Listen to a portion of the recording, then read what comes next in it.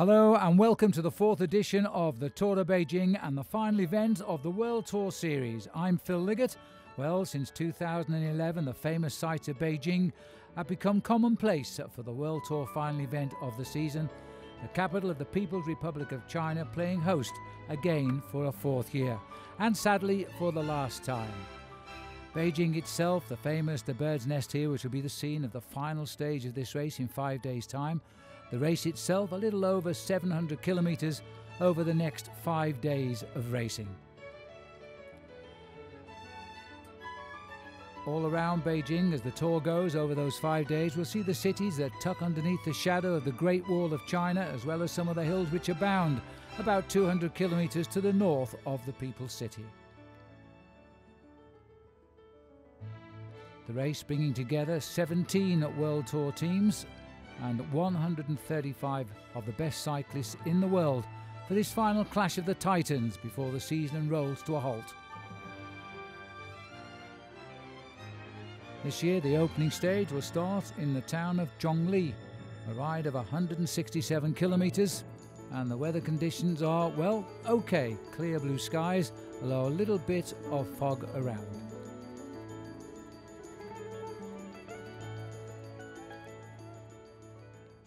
Well, since the Olympic Games in Beijing, we've now come to the team presentation on the eve of the race. This was yesterday at Zhongli, the local theatre, presenting all of the 17 teams, led on by Benyo Zuzasi, who was the winner of this race a year ago on the left of our pictures there, and bringing on Team Movistar. Sadly without Alejandro Valverde, because Valverde pulling out of the event when he realised Alberto Contador would not start, giving Valverde the World Tour Championship.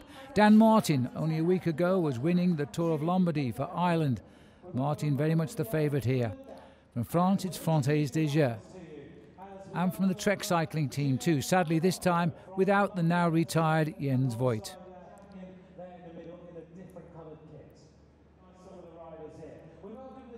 And Lotto Belisol, second from the left, Adam Hansen, the Queenslander from Australia, who has ridden the last 10 Grand Tours, having just recently finished also the Tour of Spain again. Belkin, who dominated another race here in China last year, winning every day, are hopeful of victory here. And Team Sky, without their famous names of Chris Froome or Bradley Wiggins, have Edward Boysenhagen, who in the past has finished fourth in this race. Daryl Impey leading out the Orica Green Edge team. And their new recruit here is a youngster called Caleb Ewan.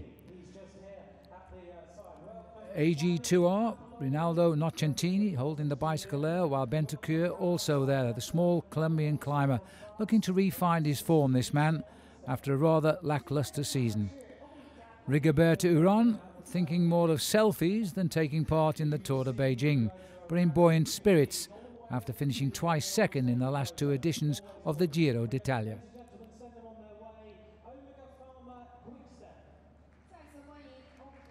The last time all of the teams on the World Tour circuit will clash in a race over 5 days. Team Katusha have had a tremendous season. They will expect something out of this event too. Tinkoff Saxo, or Saxo Tinkoff, out of form because they don't have with them Alberto Contador. While Team BMC, fresh off a gold medal in the team time trial at the World Championships in Ponferrada, will expect a good result here. Philippe Gilbert, 2 years ago the world champion, part of their squad. And the top Chinese rider, Yin Cheng, who was here in the Tour de France in July and became the first Chinese cyclist not only to take part, but also to finish the event. Lampre Merida, with their champion of Portugal, Nelson Oliveira. They also carry a possible sprint winner in Sasha Mondolo. And so the teams, having been presented, were off to the hotel, and then on the day of the race they faced up to 167 kilometres, leaving Zhongli, which is part of the plateau here of the North China Plain and the Inner Mongolia Plateau. It's a circuit which begins with hilly roads and it gradually gets up onto the plateau before it follows a long descent down into the finishing town of Zhangjiakou.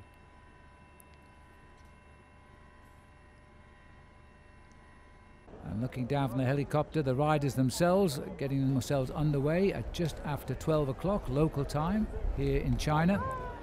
The teams all assembling, a novelty for the local spectators because no major international cycle race has ever been here before.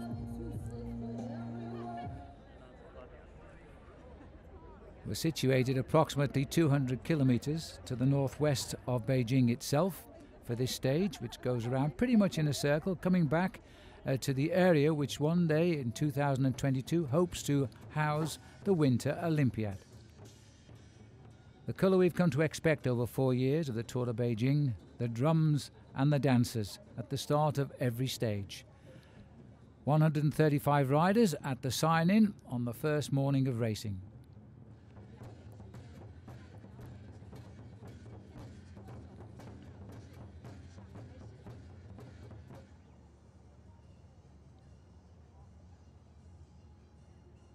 Zhongli, China, the first to reach the sign-in board, David Lopez, who finished third in this race a year ago on Team Sky. Rigoberto Urán, the man who was taking the selfies, second in this year's and last year's Giro d'Italia. Ben Swift, a sprinter, and he'll have hopes today on this stage as well. Greg Henderson, one of the few New Zealand riders in the race, could carry the flag over the line for Lotto Belisol. The Frenchman Warren Barguil, perhaps he'll be thinking more of the hills later on this race. Although they're hills today, perhaps the hills will not be finishing soon enough as they come down to the finish some 50 kilometres after the last climb. Yi Cheng, who carries a lot of hope for China, and Dan Martin. If there is a hot favourite, it's this man for overall victory when we go back down to Beijing on Tuesday afternoon. TJ Van Garderen, 5th in the Tour de France, signing in. Philippe Gilbert, the former world champion, who finished 12th this year in Ponferrada. Rui Costa, former world champion himself. Nelson Oliveira signing in. And if the face looked familiar of the youngster there, that was Daya Quintano, the younger brother of Nero, who isn't here, by the way. And the last man to sign in, the defending champion in Sausti of the Movistar team from Spain. Beneath rather humid skies, although there is plenty of evidence of the famous smog around the hillsides ahead, Greg Henderson looking as though he's still recovering from jet lag. 135 riders, all set to go. Cameron Worth of Cannondale. The final countdown, not a long stage by World Tour standards, as the season comes to an end after a long year, which started with the Santos Tour Down Under in January in Australia and ends right here, I suppose not so far away from Australia in China.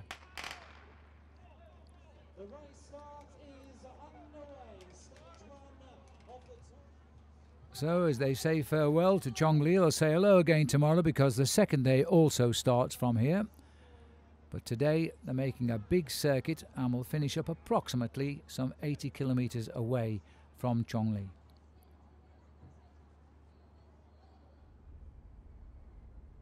Traditional neutralised start to bring the riders out of town. Then the flag is waved and the racing's on. Immediately an attack from Tosh van der Sande of the Lotto Belisol team. A young rider in only his second year as a professional, and nobody too keen on facing 167 kilometres in the front. The peloton enjoying a reasonably favourable wind at the moment and quite warm conditions. Simon Yates here, one of the new professionals. He's a twin actually of Adam on the Orica Green Edge team. Both riders from Great Britain. Well, while the attack was forming, and it was forming in the first 300 metres of the day, 3 riders coming together. And with Tosh van der Sande here in the red, they were joined by the very experienced man in blue there, Jeremy Roy, and also Julien Kern. No relation to Christophe Kern, by the way, the top Frenchman, because Julien is in fact from Germany, but riding on a French team. He is the European under-23 champion of 3 years ago. Well, having climbed out up onto the famous North China Plains, you can see here there's over 47% of this area forested, but just right now they're in very exposed countryside. The breakaway at its highest had gained 8¼ minutes over the field, but the field were now beginning to concentrate on catching them. The man having most of the success in these opening kilometres was the rider in red at the back, Tosh van der Sande, as he was picking up the small climbs along the way and building himself a little lead in the King of the Mountains competition. All of the experience there of Jeremy Watt, number 51. He's ridden 7 Tours de France and he's finished every one of them. His highest position 48th a couple of years ago, but very much a team player. It's a brave move by 3 riders, but probably because of the fact it was just 3 riders, the peloton were prepared to let them gamble on a long breakaway. The exposed roads and the wind becoming slightly unfavourable now as they twisted and turned over the hills, at times climbing up to nearly 2,000 metres above sea level. This is an area which receives, for around about 150 days a year, over 1 metre of snow, and it's not too long off now. The peloton already reduced in size as they reached the midway point, and the reason, the men in black, Team Sky, doing all of the pacemaking at the front here. All 8 riders, they're concentrating on the last man in the line, Ben Swift, who finished 3rd in the one-day classic, the longest one-day classic in the world, Milan-San Remo, at the start of the year in March, and planning on him being the fastest sprinter of the peloton. Reasonable chance of being successful as well, simply because they're not all of the great sprinters here. Many of these riders, different calibre of cyclists this year in the Tour of Beijing. Just swinging off the front there, Edvard Boasson-Hagen, former champion of Norway, himself finishing 4th in this race a couple of years ago. New team for Edvard Boasson-Hagen next year, as he will join MTN Quebecer, the African squad. Well, this effort by Team Sky, as you can see, there's no cars behind. It's split the peloton, and we're receiving the news that the number 1 rider in the race, the defending champion, Benoit Instausti, has been dropped in a group of some 20 and 30 riders. And if that proves to be the case, in these conditions, it will be very, very difficult to rejoin over these undulations. There was a lot of conjecture at the start today as to whether it would be a group sprint or a breakaway because of the nature of the course. It's probably the hardest first day in the 4-year history of the Tour of Beijing. And riders are finding the going pretty tough here at the moment. This is Carlos Bentancur coming to the back. Winner of Paris-Nice in March, but quite frankly hasn't done a great deal since. He rode virtually for 3 weeks as last man in the Vuelta a España. Content to fight for the Lanterne Rouge. Seems okay here. Oh, he's forgotten the bottle. And the peloton, these undulations are wearing on the legs now. They go up, they go down. By the way, there are approximately 1,000 of those turbines sprinkled over the hillside here. And perhaps one day somebody will tell me why some work and some don't. Still under the escort of Team Sky. They've got all of the riders at the front. We've seen them do this so often in big stage races, but I have to say it doesn't often work out for them. We'll see what happens today. Their tactic is always to apply high speed at the front and try and crack the field. And the rumours confirm, in fact, that last year's champion is behind and is in the process of losing many minutes, and certainly any chance at the moment of winning this race for a second time. So Benoit Instausti in a group of some 40 riders behind the race and losing ground. So that's the first surprise on the opening day of the Tour of Beijing. And it's all been down to the pressure being put on by the team at the front, Team Sky. They are reducing the gap. It is coming down. It's just over 3 minutes at the moment. It's come down from 8¼ and now we're seeing the pressure here as it's constantly going on by the men in black. And this clearly a plan.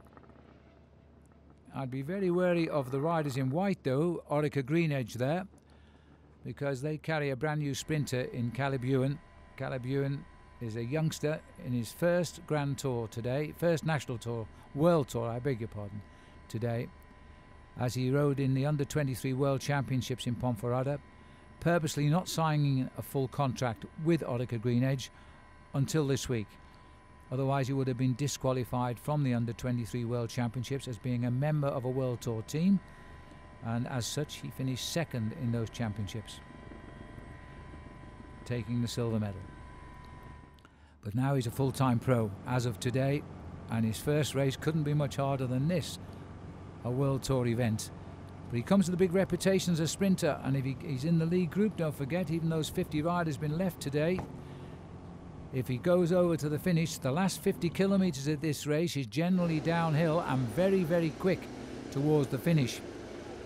There's a sharp left-hander coming into the finishing straight. It's 350 metres when they make that turn to the line, and it will be a headwind finish. Now the wind is slowly dropping, not so much up here, which we're on the highest point of the course today just now, but down at the finishing town it is dropping a little bit. So the barren scenery here brings a lie to the fact that almost 47% of the province here, the Beijing province, is actually covered in forest. This area experiences 4 clear seasons, unlike many parts of the area, where the spring flowers abound in the spring. It's a temperate summer with highs of only 20-22 degrees. The winters are very snowy, and for that reason it's an excellent candidate for the 2022 Winter Olympics in this region. Peloton being dragged along, and one has to say at fairly high speed now. After the rather sedate start, which allowed 3 riders 8 minutes, they've really changed the whole attitude now as they're getting clear of the hills and running down towards the finishing town. 3 riders so far haven't shown any weaknesses. The man in red will be the first leader of the King of the Mountains when we start stage 2. Jeremy Roy has just kept an eye on both of them, but not tried to contest the prizes along the way. Julian Kern won the first sprint of the day. But Jeremy Roy is a very, very good tactician, and the only reason he's up here, he has a plan. It's not a throwaway race as far as he's concerned. He's not a big winner, but he is a very clever bike rider, and he keeps his place on the FDJ team because of that. 2:40. Well, they know now they're not going to reach the finishing line together. Little more than 50 kilometres left to go. Hill's not quite over before we start the steady descent. And Christoph Kern now looking a rather tired man. Or rather Tosh van der Sande at the front, looking rather tired. Christoph Kern, well, he's looking rather aggressive just there.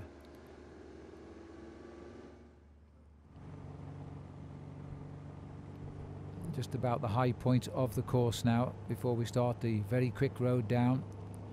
The back of the peloton here, very much under pressure. And remember, these are numbering around 65 left in the peloton of the 135 that started out today.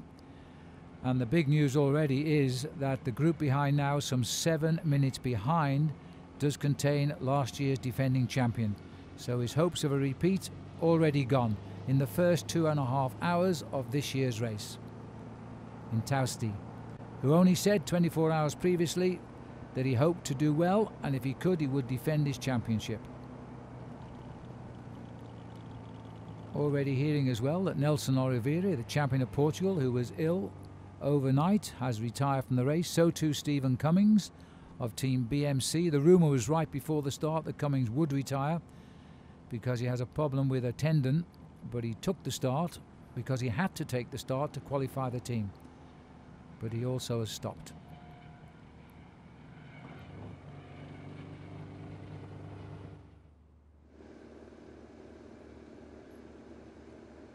The workhorses of the day. The peloton has not seen these 3 riders since 300 metres to the start of the stage. That's where they went. Tosh van der Sande was the first man to go. The rest quickly followed. 3 riders quite handleable by the field. I suspect that's what they think. And 3 riders without big win reputations. Worth a gamble to take the pressure off the pack. And Team Sky has accepted that. But now it's changing. For the last hour and a half, Team Sky have dictated this race. It's their pace and their pace alone that split the field, albeit they've still got the best part of 70 riders here. But they've done damage getting rid of the defending champion for sure.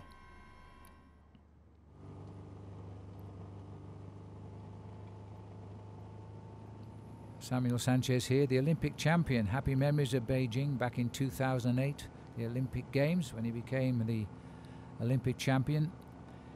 Has good form but no contract for next year, and still a concern for him, and he's been riding very, very well too. A good buy for someone, and perhaps even an outside chance, maybe more than an outside chance, of winning this race, because this is a very good route this year. And as far as strength in depth goes, it's probably one of the best fields that has assembled over the 4 editions of the Tour de Beijing. Mountaintop finish again to come. And the last 2 stages before the last day are going to be crucial. Tomorrow, short stage, 147 kilometres. Might well be decided in a sprint finish once more, but then it should change. Ian Boswell on the front for Team Sky. Dario Cataldo just ferreting around in his back pocket there.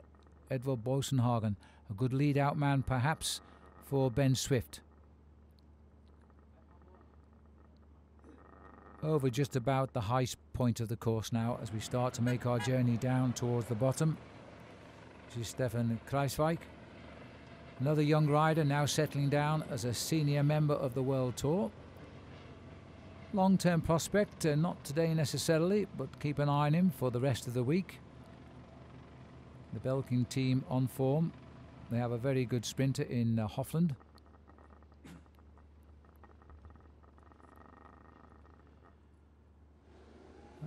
And this looks, we've gone back up to the front here, and it looks as though that Van der Stand has decided enough is enough here. Now, I am not sure whether he's been dropped. It looks the way he's riding as though he has been dropped by the group. But quite honestly, with all of the mountains behind him, he's won every one of them. He may as well save some energy now and start to defend that championship. He gets the lead today. There's only 2 third category climbs tomorrow. There's the gap. He's fallen into the cars on that climb. They can't afford to wait for him. He's got to come back or give up. A little bit of common sense should prevail here and wait for the peloton. Peloton just on 2 minutes behind. And still plenty of distance to go. He's gone off at the 48 kilometres from the finish point. Tosh van der Sande. The under-23 winner, by the way, of the Liège-Bastogne-Liège Classic, when he was only 20 years of age, and that was back in 2011. So a real star of the future. He's only 23 years of age, giving Lotto Belisol, the Belgian team, a nice start to this tour, with a leader in the King of the Mountains tomorrow. Now all they've got to do is finish it off with a stage win for Greg Henderson. That might be a bit more difficult. Noticeably now, I think, Jeremy Ward, the experienced telling there, doing a lot more work at the front. This is Peter Weening here, the experienced member of Orica Greenedge. Well, he wanted to put that bag somewhere, now he decided to throw it all on the road. I'm not sure that was intentional. They'll have the bottle instead. With only 46 kilometres to go, it's not too far to the finish. Well, the roads high up here are endless roller coasters at the moment, and very, very hard. But because of this, the peloton keeping a pretty high average speed up now, led all the time by the men in black. And this is just pushing that back group of some 45, 50 riders further and further away now. Zeudel, number 168 there, champion of Austria, in the white jersey.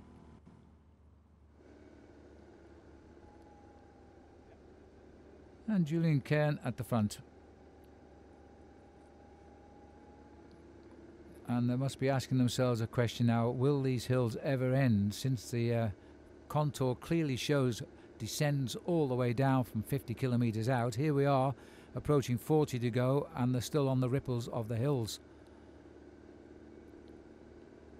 Jeremy Roy has been in this position many times during his career. He's not a big winner. He's only won 8 races in his life, and he turned pro back in 2003. But he is a very strong bike rider, twice silver medalist in his country's time trial championship of France. Last time he won anything at all of note, in fact, was he was King of the Mountains in the Critérium International in March 2013, and that's only a 2-day race. It's a race designed to highlight 3 different types of a cyclist: the time trialist, the climber and the sprinter.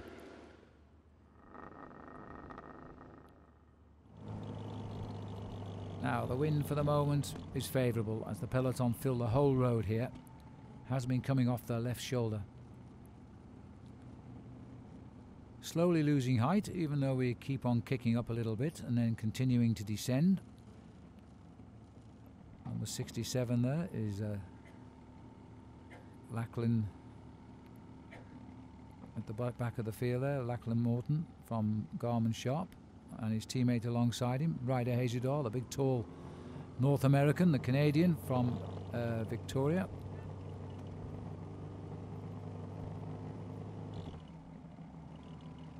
And the first Canadian, and indeed the only Canadian, to win the Giro d'Italia. The message down there signifying we are now on the outskirts of the finishing town of Giant-Shimano, and the peloton are closing in. I'm not sure we're going to get a glimpse of them from the helicopter, but there's confirmation of the gap, 1 minute and 46 seconds.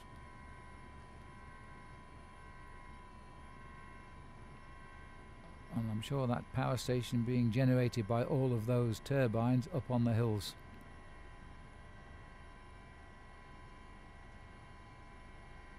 Now the leaders have gone through. Not sure whether they at 1:46. I think they might be closer than that, but here they come. Well, they just picked up Tosh van der Sande, so he's now back in the peloton. Now the question is, can he hang on? It won't affect his overall lead in the King of the Mountains. There's no more points available, so the pressure stays on here. Now this is the oldest man in the race here, Pablo Lestras, who's ridden for a long time. Lestras, long career, and still riding well enough to be a member of the Movistar World Tour team.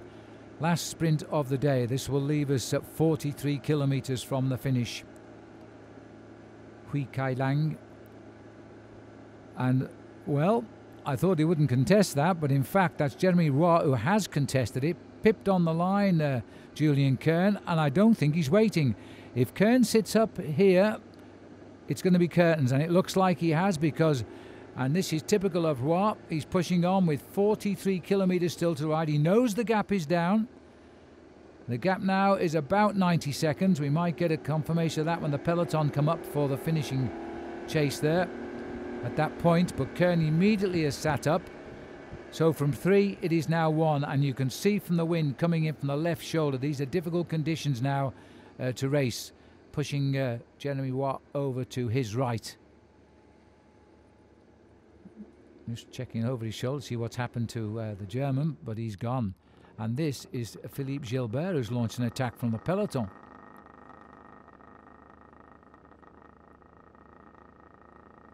Gilbert, a multi-one-day classic winner, the world champion a couple of years ago,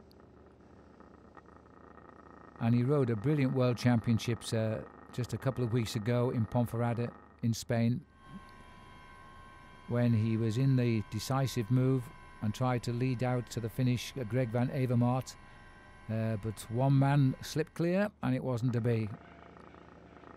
And Gilbert finished in 12th position, but a very good ride under the circumstance. Well, we haven't seen the catch here, so Kern will have gone through in 2nd place and got himself 2 seconds, but this is probably the most significant of the sprints so far, because they carry small bonuses of 3, 2 and 1 second, and Gilbert is going to get 1 second. Now take into account that in the past this race was won last year by only 10 seconds. That 1 second in the longer term might be important for Philippe Gilbert, and could well be the reason he's made the move. I can't imagine Gilbert is planning to hold off the peloton all the way for the last 43 kilometres. Little bit of help for Team Sky now. Cameron Worth, there he is, has got himself into the group as well. Sorry, that's this is Moreno Hofland, the Belkin boy who is looking for the sprint. Won the Tour of Hainan last year. And Belkin won every stage of that race as well, between Hofland and Theo Bos. Still pulling away here and looking very, very determined, Philippe Gilbert. Just about the best cyclist to come out of the Walloon area of Belgium.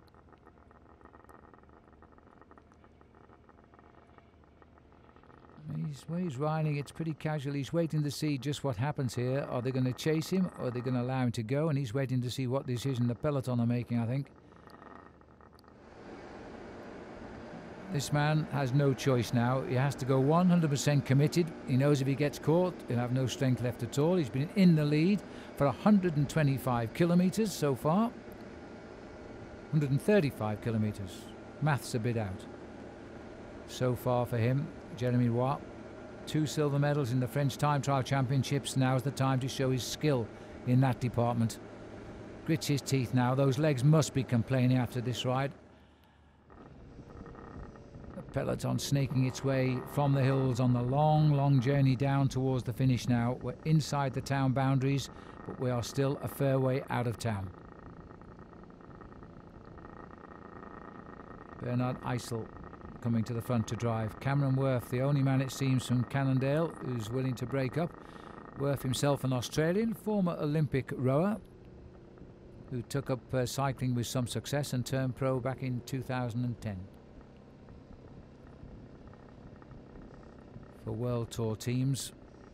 And again, a man that's never afraid to show himself. He's spent a lot of hours in front of television cameras this year as the workhorse for Cannondale. Cannondale merge over the winter with the Garmin Sharp team, and as a result a lot of riders on the two teams finding themselves without a contract next year because some 52 cyclists don't go into 26 too well, which is the size of the average team around World Tour level. Minute 50, so the time trialling aspect is nudged out a couple of seconds. Calm before the storm, we'll see, because it's still an awful long way to go. 31 kilometres left.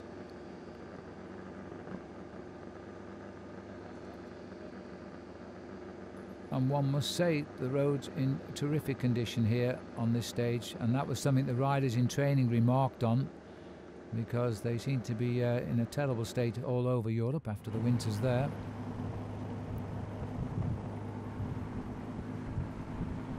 It looks like the team cars that were at the feeding station, they've been called through, so we must be on a long straight road here to get rid of these cars. They've got to get through to the finish where they'll be ready to help the riders when they cross the line.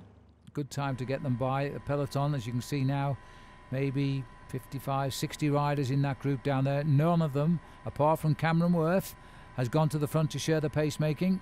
It is still the men in black, and this is a very typical Sky tactic. The one man they think can handle this in the sprint is Ben Swift. He's the protected rider at the back of that string of riders, and in the hope that they can take him to the line.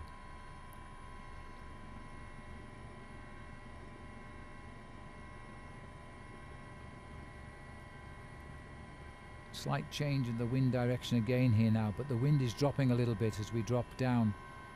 Bit of shelter coming in, heading down towards the finishing line.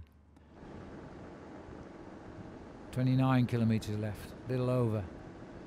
The leader is slowly being pulled back, but so far slowly. Little inspiration with the gaggle of people up front for Jeremy Roy. Using the whole road here, apex to apex, the shortest way he can find down to the finish in Jean-Jacques Cau. He's having a job now, keeping that rhythm. It's beginning to tell. 136 kilometres ahead of the field today.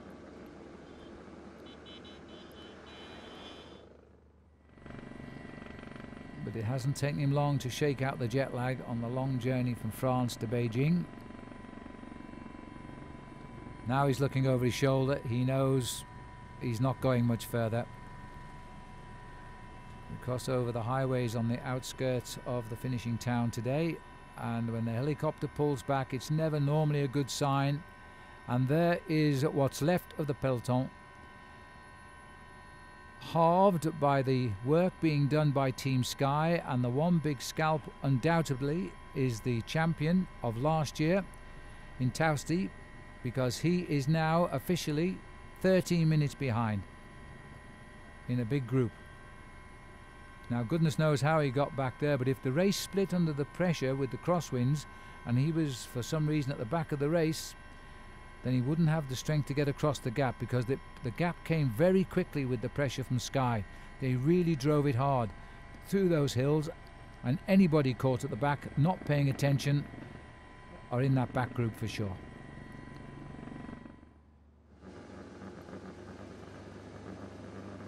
Well, when the cars start to move by like that, the experience of Jeremy Roy knows that the gap is probably now a little more than 40 seconds. It will be inevitable. Nobody in the gap. And it looks to be set for around 20 kilometres out for the field to come together. And then it's a question whether Sky can hold it together. They've made no doubt about what they intend to do. And by pedalling quickly, of course, you allow no one to attack. And that's been their attitude all day. And to try and keep Ben Swift in a win position as well. But once they all come together, there might be those who will feel a little bit anxious. And the most likely man to go would be somebody like Adam Hansen, an opportunist who pulled it off in the Tour of Spain this year with a great stage win. A late attack, and they couldn't pull him back. The beautiful scenery here as the autumn tints start to creep through, and not too far away from the snow beginning to fall.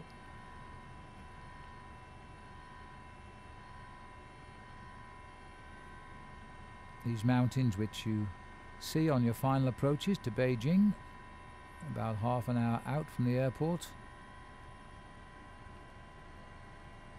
And the Tour of Beijing itself over the 4 years has become that little bit more and more ambitious, all for the good. Once they got the experience of organising a race of this stature, then they started moving away from the city and into the countryside and showing us really just how beautiful China is.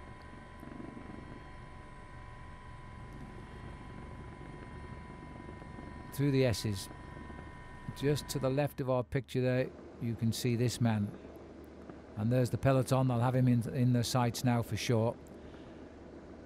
This stage, about the first time, they haven't been on a long straight road for some time. The peloton now will start to see their quarry, but approaching 20 kilometres out, the catch is going to come just on the 20 kilometre marker. At the moment, Sky continuing to work. Jeremy Roy now is holding what little energy he must have left to try and hang on to the coattails of that pack when they pick him up. He's done pretty well in the sprints, but the man that wins the stage today will automatically become the sprint leader of the competition. He'll also become the race leader to wear the red leader's jersey as well. So there's a lot on the opening day's victory, and it will be a sprint unless something goes drastically wrong right now. Sky still controlling. Dario Cataldi on the front.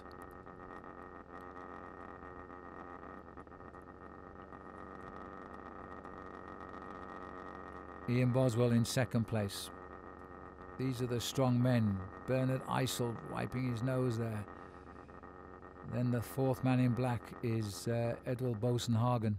Ben Swift keeping his powder dry at the back of that group, hoping he can deliver the sprint that the team clearly expect of him now. Every little rise must hurt now. The wind is blockhead. That's not a recipe for a successful move at this stage.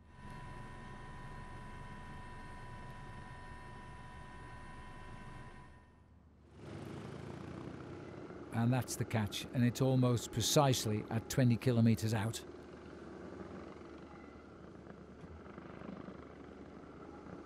Well, the headwind has caused a complete slowing down of the race anyway. Sky also appear to have turned off, even though they're all still on the front. Cameron Worth, the only odd man out in the middle there in lime green. And Jeremy Roy, champion of 7 Tours de France, having finished them all, now back in the pack. The pack is halved, which means half of the race won't see Jeremy Waugh all day today, as he broke away 300 metres into the race, along with Van der Sant and Julian Kern. They were caught previously, of course. Now, Sky's biggest problem now, when there's no one in the front, is to try and stave off the attacks which will come surely from the other riders with no sprinters. Small time bonuses at the finishing line, 10 for the winner, 6 and 4, can prove crucial in this race in the overall standings.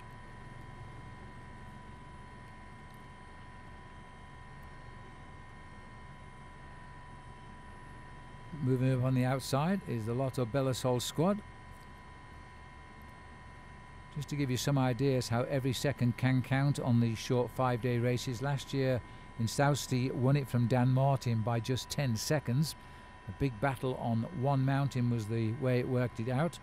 Tony Martin in 2012 won by 40 seconds. And Tony Martin won the very first edition of this race by just 17 seconds. And that was basically achieved in the time trial. So that move by Philippe Gilbert earlier on, a candidate for final victory of 1 second bonus. We'll see how it works out over the next 4 days of racing. Well, Sky having to fight a little bit now, but that's a superb acceleration by Sky. They've staved off that push by Lotto Belisol, who are now trying to block off a little bit for Greg Henderson. Omega Pharma Quick Step with the black tops on their jersey on the far side, trying to mix it a little bit as well. Garmin Sharp are moving up. They've got some good candidates, particularly in Tyler Farrar for a sprint win. Farrar also waving farewell to the team at the end of this season. One of the many riders, it seems, leaving to join the African setup, MTN Quebecer.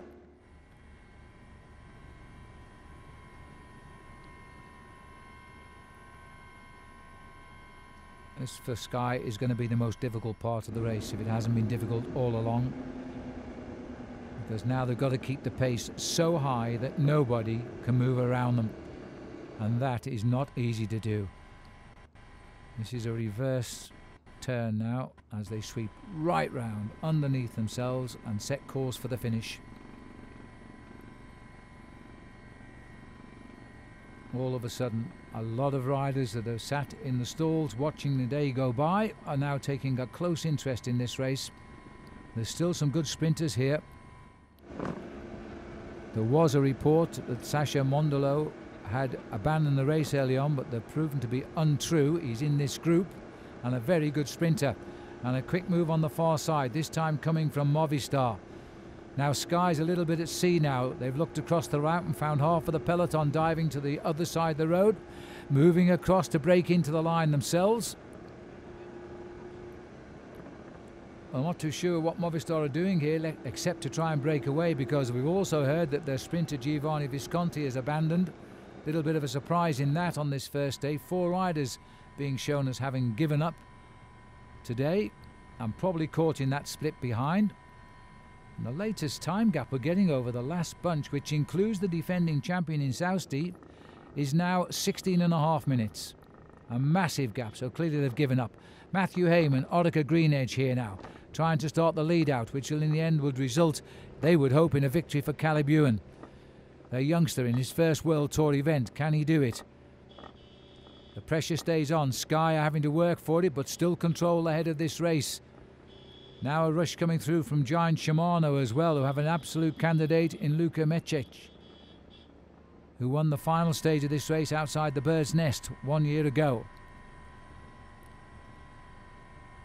Heading up towards the last turn, it's a sharp left-hander, it's a right angle. The wind isn't so strong as it was earlier today, but it is into a headwind when they make the final left turn. Edward Bosenhagen at the front. This is the strong man. If anybody can keep the pressure on here, Bosenhagen can. There's still Lamprey, and that's for Sasha Modolo coming up on the outside. Belkin are trying to also move up their man as well, Hofland. In the lime green colours, it's a free-for-all just now, quite frankly. There's Caleb Ewan is the white rider. Well, I've lost him from the aerial view, but he's down there. And Amiga Farmer Quickstep, they have just one possibility there with Maas, if they can produce a sprint finish for him. Nicholas Maas, he's a tall rider but a pretty fast finisher. There he is on the rails, and in fact he's coming through second wheel here because it's 300 metres to go now. Maas's second wheel, waiting to deliver him, but there's a break on there from Tyler Farrer. Tyler Farrer goes now as he tries for the line. It's Farrer, the man from Garmin Sharp, who goes now. Sasha Modelo is there, but this is a late rush, and this is Luta Mestek, who is coming up to the line, and he starts and finishes where he finished off a year ago, winner of stage 5 last year. He gets stage 1 this time around. He joins the elite of one of only 3 riders who's won 2 stages in this race. And so a terrific sprint finish there for Luka Mesec. And this is how he did it. He came from absolute nowhere here. He didn't really have a lead out at all. He latched on to Tyler Farrer's back wheel. Modelo is the rider with the pink sleeves. And then the rush to the line, it was Farrer broke first. Modelo came. Now watch also the fast finish of Caleb Ewan, the small rider here, who tries to break in on the action as well. And as Mesec goes, Caleb Ewan, the youngest man in the race in his first World Tour, is coming up on the top of the picture, and he's getting into second place there. An incredible result by the youngster in his first full professional race. No doubt who the winner was in his second season as a pro, and that's Luka Mesec. Well, he showed us how well he could sprint last year, but this one has confirmed his performance this year as well. He gets the victory. Caleb Ewan will have to think about what might have been, but boy, is that man talented at 21 years of age, youngest man in the race. Tyler Farrer, who also moves off to MTN Quebec next year, riding his last race for Garmin and finishing there with a 3rd place finish.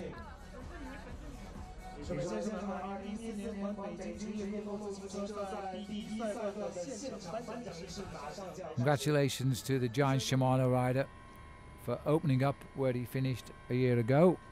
And there's confirmation of the result. Caleb Ewan 2nd, Tyler Farrer 3rd, Sasha Modelo in 4th, Nicholas Mace, he almost made it, in 5th, and Moreno Hofland in 6th. Let's hear from the winner. Luka, fantastic. Back-to-back wins at the Tour of Beijing, having won last year in the last stage and the first stage this year. That's a fantastic comeback to this race, and I hope we can do also something more this week. Last year this was the start of your World Tour career, but now you're an established player at this level, and it was a good win. Yeah, thanks. I mean, I feel honored that I can be a player on flat stages, so that's a big compliment for me for the 2nd year as a professional. What did you make of the stage? Because a little different, the surface up at top of the mountain. Oh, it was really hard. I mean, climb itself was steady, and then just those punchy climbs. And yeah, high altitude also affected, so it was hard and long day. What about the finish? Because it was a long sweeping turn and then a right and a left before the finish, but you're in a right position. Just before those roundabouts, when we came from the big road, the team did fantastic job, so they bring me in front, and then I just tried to stay on the good wheel. Actually, I thought the last corner will be a little bit more tight, but then luckily for me it was open, and yeah, I was on the fantastic place. I timed sprint really good, and I'm happy for win. Tomorrow another sprinter's stage most likely, so another one for you. Maybe go back to back to back. Yeah, that would be nice. Right, well done, congratulations. Thanks. Yes, and for him it's his 7th victory since he's riding on a World Tour team now. It was Giant-Shimano last year, Giant-Shimano this year. Before that he was on small teams, having turned pro back in 2010. But that's going to go down as one of his biggest wins, and as a result of that, of course, he wears the red jersey of race leader tomorrow, and he leads Caleb Ewan by 4 seconds, with the bonuses now taken into account. Julian Kern still holds on to 3rd place, the man in the breakaway all day, so his small bonuses at the sprint points working out well for him. Tyler Farrer in 4th, Jeremy Roy in 5th, and Tosh van der Sonde in 6th place, but he'll also be the King of the Mountains leader. Here's the red jersey for him. It's the 2nd time this year he's pulled on a race leader's jersey. He wore it for 2 days in the Tour of Catalonia. where he also won 3 stages of that race. He didn't win the race overall though. And I think he'll probably find the hills just one hill too far as this race goes on, but he could still be in the race lead tomorrow night, because with only 2 third category climbs along the way and a short day of 147 kilometres, Luka Mecic could well be on top by the end of the day. So he's our first leader. There's still 4 days to go. We'll see you all again on stage 2. Until then, goodbye.